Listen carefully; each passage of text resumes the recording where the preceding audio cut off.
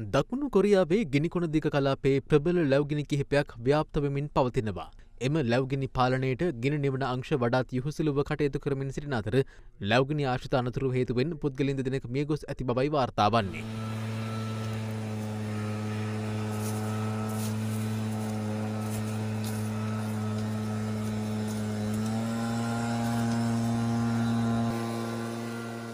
කොරියානු වාර්තාවලට අනුව එරට ගින්සං ප්‍රාන්තයේ සංචොං දිස්ත්‍රික්කයේ ස්ථාන කිහිපයක මෙලෙස ලැව්ගිනි පැතිර යමින් පවතිනවා.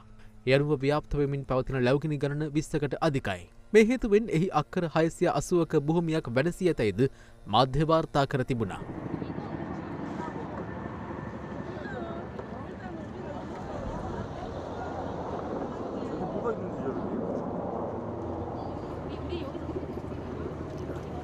පවතින අවදානම සලකා ලැව්ගිනි පැතිරෙන කලාපයේ ආපදා තත්ත්වයක් නම් කිරීමට කොරියානු බලධාරීන් පියවරගෙන තිබෙනවා. එමෙන්ම ගිනි නිවන මෙහෙයුම් අඛණ්ඩව ක්‍රියාත්මකයි.